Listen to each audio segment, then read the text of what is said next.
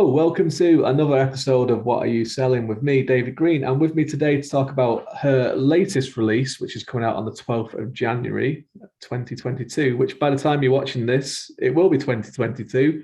It's still 2021 where we are. With me is Madilynn Dale, author of Black Flames, the first book in the Ember series. So, Madilynn, how are you doing today? I am doing really well. Thank you so much for having me on the show. No, my pleasure. We're here kind of to talk about this book because it's your newest one, and it's should be out within a couple of days of when this video goes up. But I mean, you've written quite a lot of things. I was Yes. looking through your bibliography. So when did you start writing? So I really started writing back when I was pregnant with my son. He'll be 4 in January. So back 2017, I did a little bit of writing.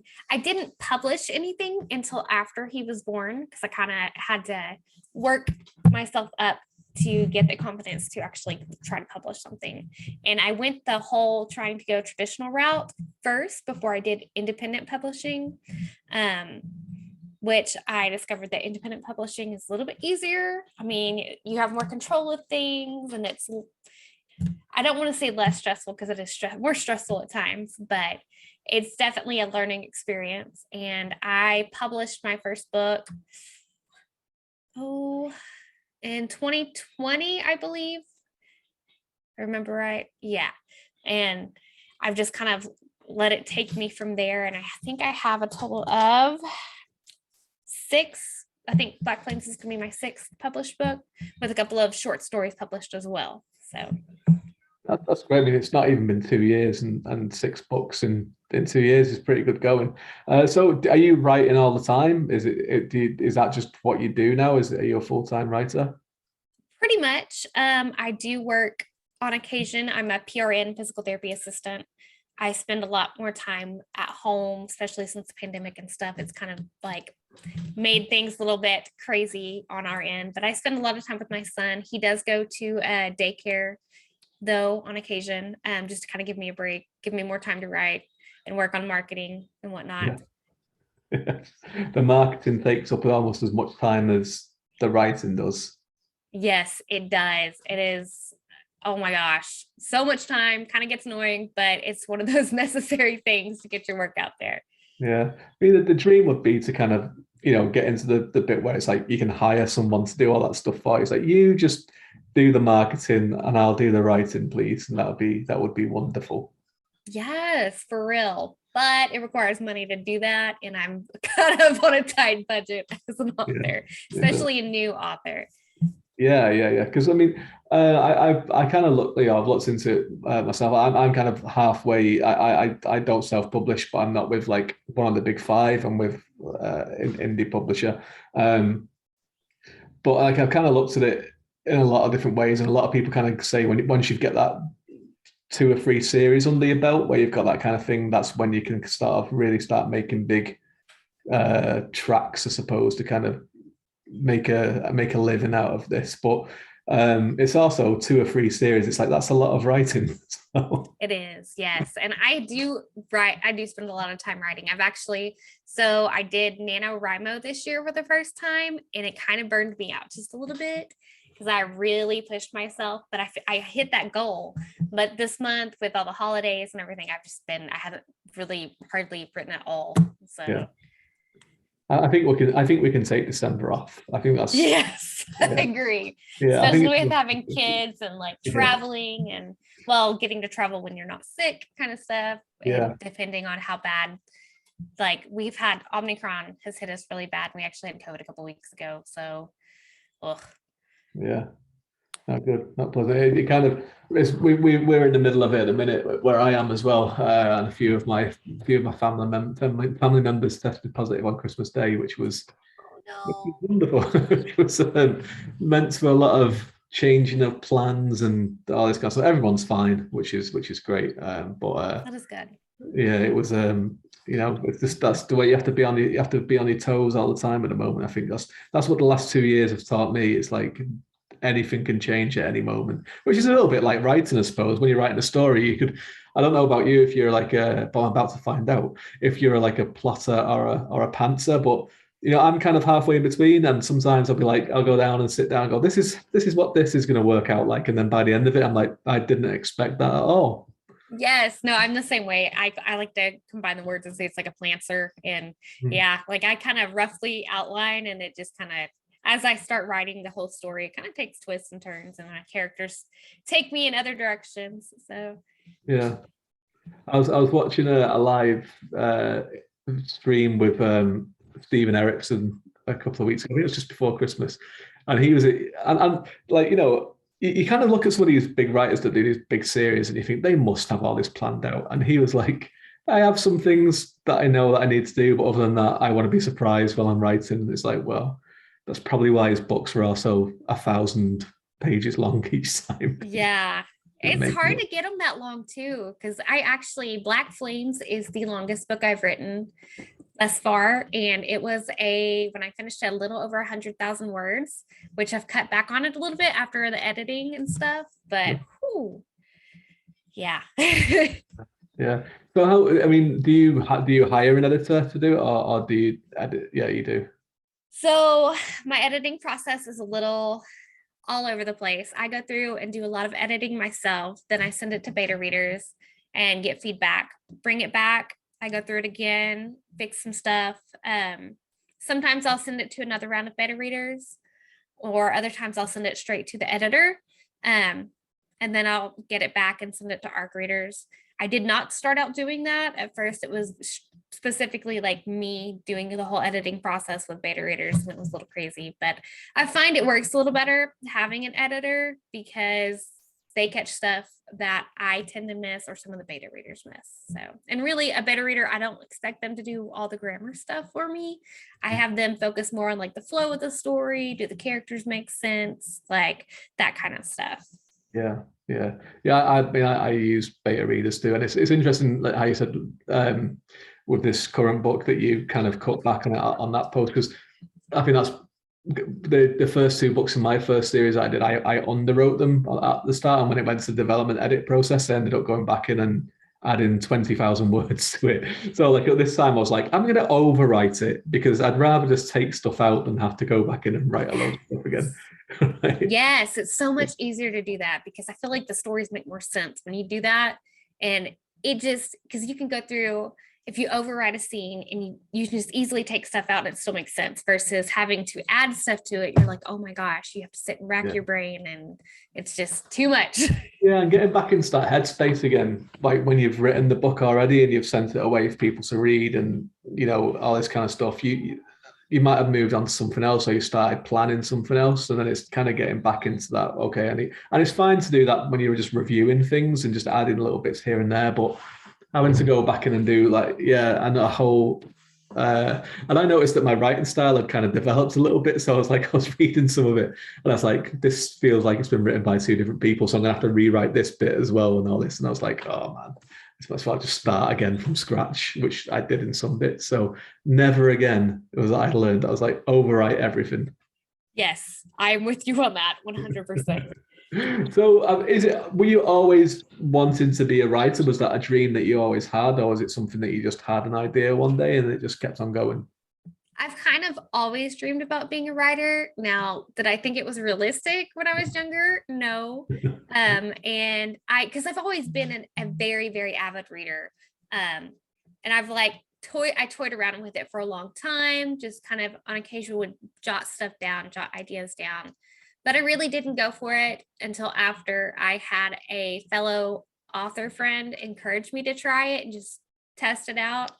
And I kind of, after finishing and publishing that first book, I realized that I could actually do this, and I enjoyed it. Yeah, it was kind of stressful and crazy at times, but I love it. So here I am. And what you said before, you're an avid reader. What kind of things would you be reading for pleasure, or do you get the time to read anymore? I do late at night, not as much as I used to. I definitely, because I want to say a couple years ago, I was able to read like 200 books in a year. Right. But This year, not so many. Now, kids' books, I read a lot because I read to my son every night. Yeah. But I really read a wide variety, honestly. But I do lean towards like the fantasy, romance kind of fiction stuff. But Okay. I'll occasionally will read the nonfiction because I try to keep nonfiction going and branch out on what I read. Also like sci-fi or horror. Horror, I have to be kind of careful because if it's too much, like if I get into it and a lot of stuff, if it involves kids and horror stuff, or just like the parent getting injured and leaving the kid, like I'm like, nope, can't read that right now. I'll come back to it in a couple of years and maybe Yeah. That's funny, isn't it? Because like before I had kids, I could nothing in horror films or books ever really bothered me all that much. I think the only time that I've kind of read through like my fingers was Blood Meridian, because that was just like really just crazy out there stuff, like really psychological stuff. But other than that, I'm usually fine. But as soon as I had a child, I was like, I just can't. Anything with kids, I know I just can't do it anymore. Yeah, no, it really changes how you read stuff. And like because I was like that too. I could read anything almost before I had my son. When I had my son, I'm like, nope. If it's got a kid happening to something happening to the kid or anything, I'm like, nope, can't do it. Just put it down, put it back on the bookshelf if it's a physical book, or leave it on the Kindle. So I'll read it when the child is a teenager. Then I might be in it. Maybe my brain won't be like, oh my gosh, this could happen to my child. Yes. So your work, before we start talking about Black Flames in particular, what kind of I mean, you talked about a wide range of stuff that you like to read there. How would you describe your writing style and the kind of genre that you write in? Really, I stick to the fantasy paranormal romance stuff. I like to add adventure into it, and it's not just strictly like a romance thing. Like my females are all strong female characters, and they go through challenges and growth and whatnot, along with having to learn more about who they are, embrace themselves, and they find romance along the way. Like the main character in my Face Shifter series, she ends up, her world gets dumped on her head, and she has to figure out how to help run a whole clan of different shifters and whatnot. And then with Ember and this new series, she's got to figure out how she's going to help run hell and balance out the whole lifelong battle between good and evil, light and dark kind of thing. Running hell is quite the job. It's Yes. quite the responsibility as well. So this is Black Flames. So where did you get that's quite an interesting idea. So Ember runs hell. So where did you get this idea from? So it actually kind of came to me. I'm a huge Lucifer fan on Netflix, and I also love shifters. So Ember she grows up thinking she's a latent wolf shifter, and then her pack is attacked by imps, and she comes into contact with hellfire, which is black, and her body absorbs it.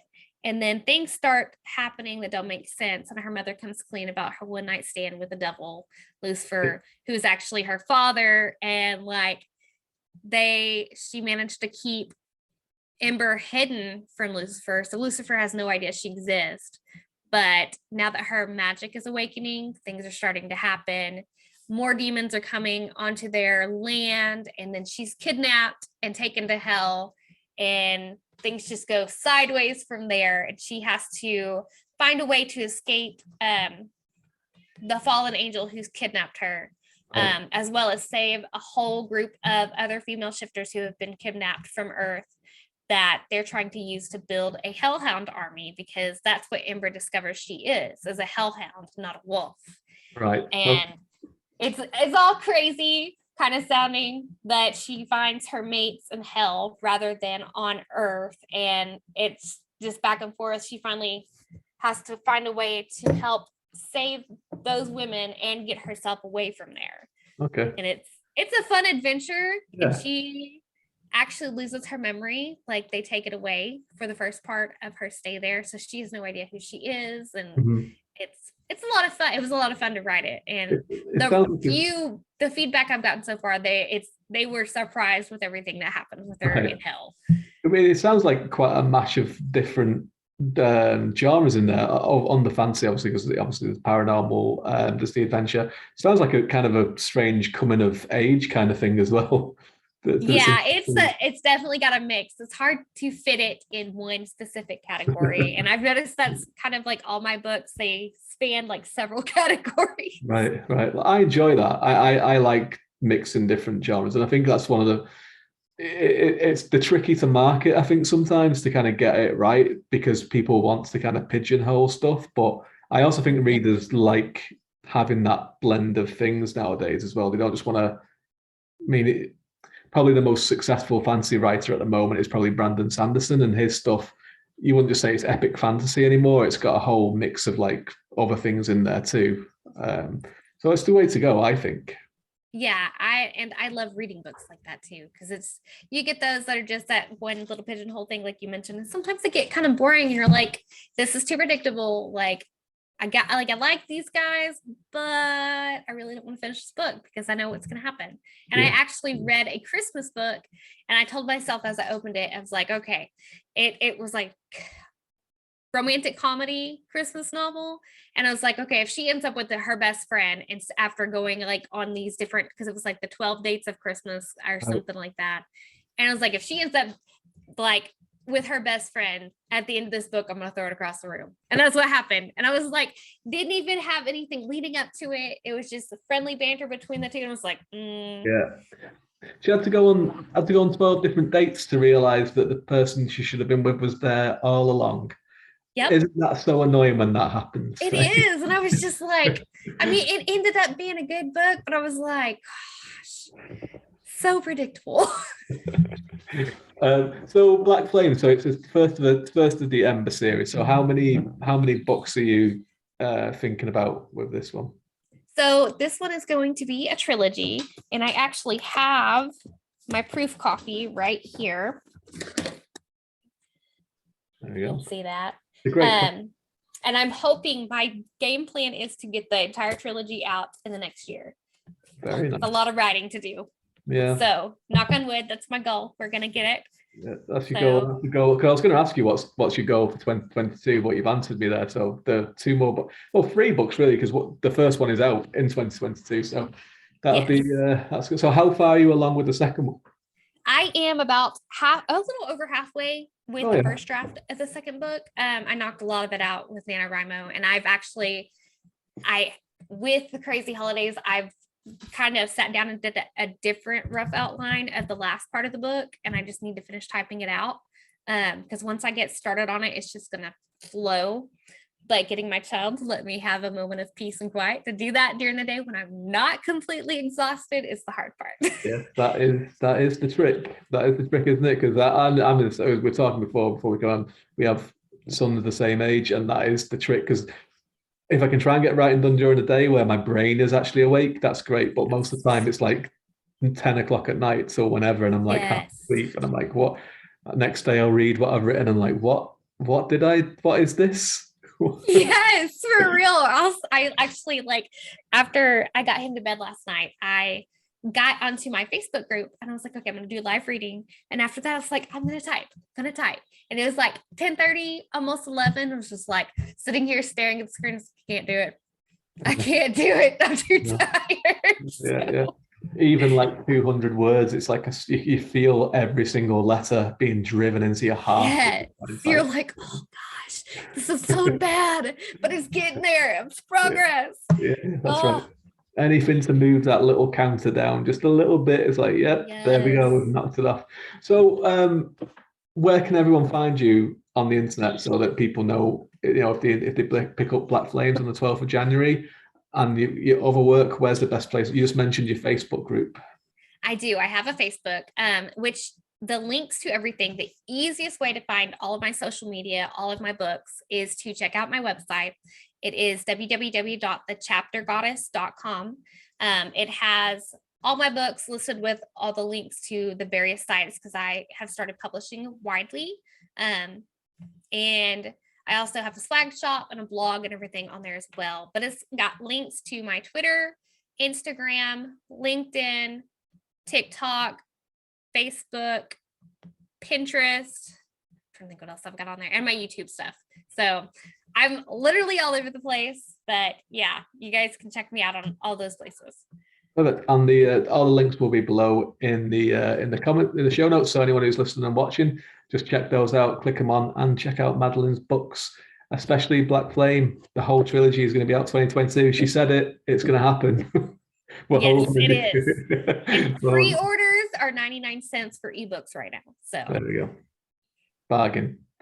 Madilynn, best of luck with the book launch and the rest of 2022. You'll have to come back on to talk to me towards the end of the year and we can see how it all went. And thank you for coming on. Yeah, no problem. Thank you for having me. And everyone watching and listening at home, thank you for staying with us till the end. And until next time.